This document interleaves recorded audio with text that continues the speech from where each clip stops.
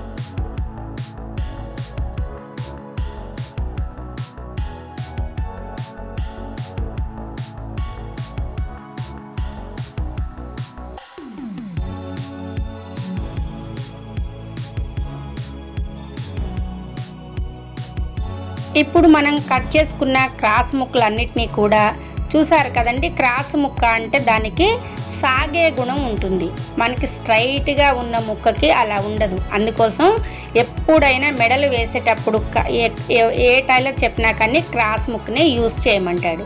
ఇప్పుడు ఈ రెండు ముక్కల్ని మనం ఎలా జాయింట్ చేసుకోవాలి, ఇదే చాలా ఇంపార్టెంట్ విషయం అండి. ఇది తెలియకనే చాలామందికి పైపింగ్ వేయాలన్నా మెడల్ స్టిచ్ చేయాలన్నా కానీ చాలా భయం వేస్తుంది. ఇప్పుడు నేను చెప్పిన పద్ధతిని మీరు ఒక్కసారి ఫాలో అవ్వండి.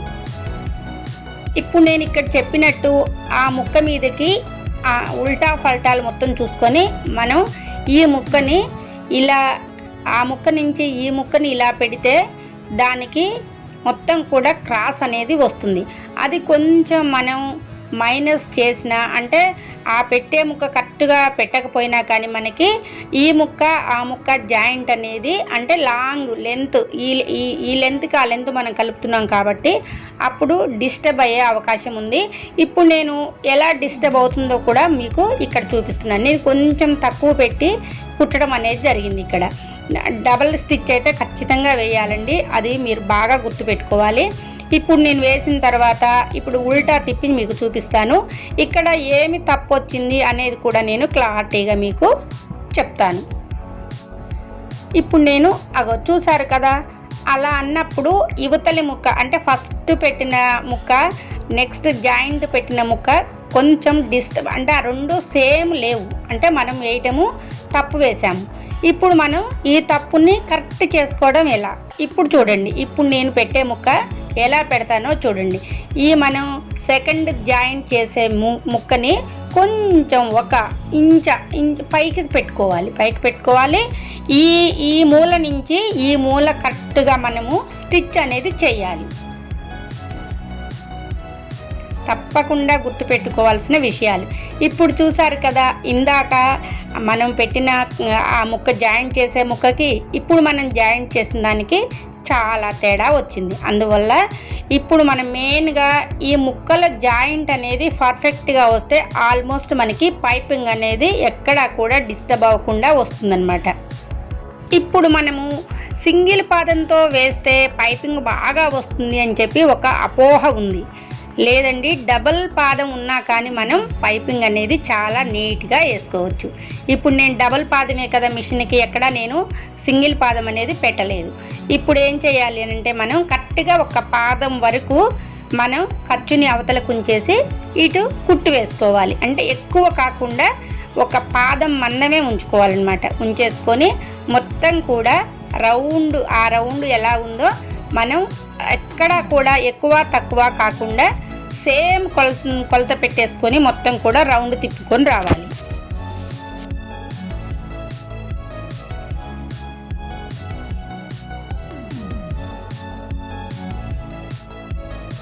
మనము స్టిచ్ చేసేటప్పుడు ఎక్కువ లాంగ్ లెంత్గా మిషన్ని పోనీయాలి, తొక్కాలి అని అనుకోకుండా జస్ట్ మనం ఎక్కడికక్కడికి కూడా ఆగుకుంటూ మన సూదిని లోపలికి అని అప్పుడు మనం మెలికలు అనేది ఎక్కడైనా మూలలు ఉన్నప్పుడు తిప్పుకోవాలి. సూదిని లోపలికి ఉంచి తిప్పటం వల్ల మనం ఎలా మెడని కట్ చేస్తామో అలా సేమ్ వస్తుందన్నమాట. ఇది ఒక్క టిప్పు పాటిస్తే మాత్రం ఎంతటి జాకెట్నైనా కానీ అవలీలగా కుట్టవచ్చు. చూసారు కదా, నీట్గా కుట్టుకుంటూ రావాలి. ఇలానే మీరు చక్కగా పైపింగ్ అనేది చేసుకోవచ్చు.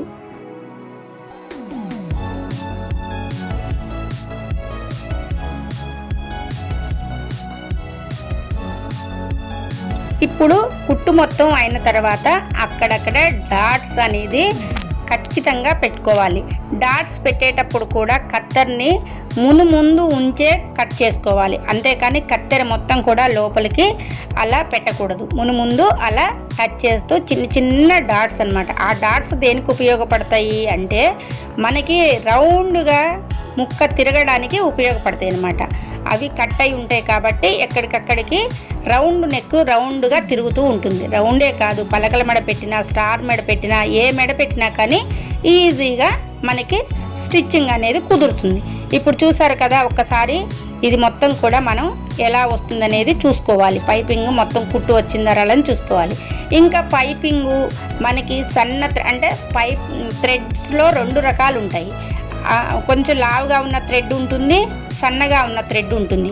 అందువల్ల మనకి లావు పైపింగ్ కావాలా లేదా సన్న పైపింగ్ కావాలని చెప్పి చూసుకొని మనం ఆ పైపింగ్ చూసుకున్నప్పుడు మనకి అర్థమవుతుంది. అలా కుట్టుని పైపింగ్ వైపు అంటే అటువైపు పైపింగ్ మనం చేస్తున్న ఆ ముక్క వైపు పోకుండా మొత్తం కూడా మనకి ఎడం చేతి వైపు కుట్టు ఉండాలి.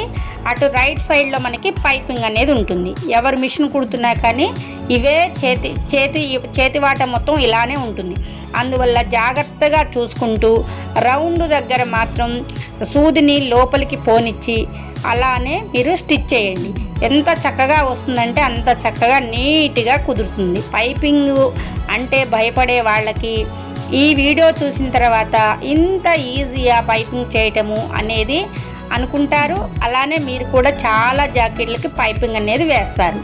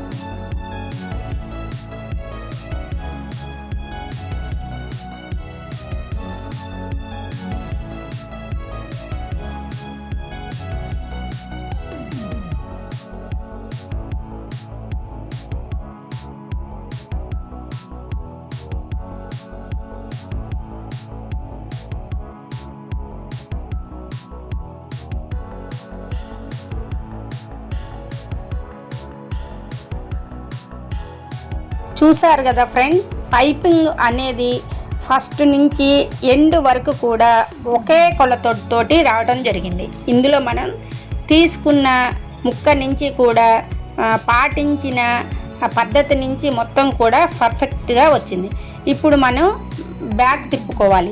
ఇప్పుడు మనం ఫ్రంట్ నుంచి వేసాం కాబట్టి దాన్ని బ్యాక్ ఎందుకు తిప్పాలి అంటే కుట్టు మొత్తం కూడా పడుతుందా పడట్లేదా అని చూసుకోవాలి. కాబట్టి బ్యాక్ తిప్పేసి మిగతా ఎంత ఎక్స్ట్రా క్లాత్ ఉందో దాన్ని మొత్తం కూడా ఇలా మనం తిప్పేసి మొత్తం కూడా డబల్ కుట్ అనేది స్టిచ్ చేసుకోవాలి.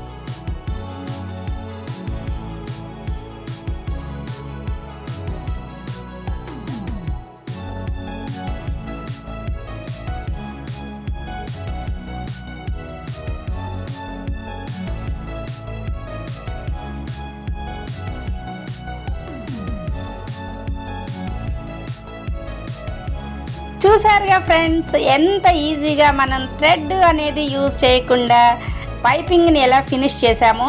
పైపింగ్ వేసిన తర్వాత ఎక్కడైనా ఎక్స్ట్రా దారాలు ఉన్నా కానీ నీట్గా వాటిని కట్ చేసుకోవాలి. ఎందుకు అంటే మధ్యలో సూది పోతూ ఉంటుంది, దారం తెగుతూ ఉంటుంది. కాబట్టి అవన్నీ కూడా మనం పైపింగ్ వేసేటప్పుడు టెన్షన్గా ఉంటుంది. అదంతా అయిన తర్వాత రిలాక్స్గా వాటిని ఎక్కడైనా దారాలు ఎక్స్ట్రా ఉంటే ఆ దారాలు అనేది నీట్గా కట్ చేయండి.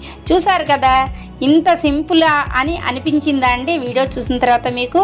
నాకైతే నేను నేర్చుకుని కుట్టిన తర్వాత నాకు అలానే అనిపించింది, మీకు కూడా అలానే అనిపిస్తుంది.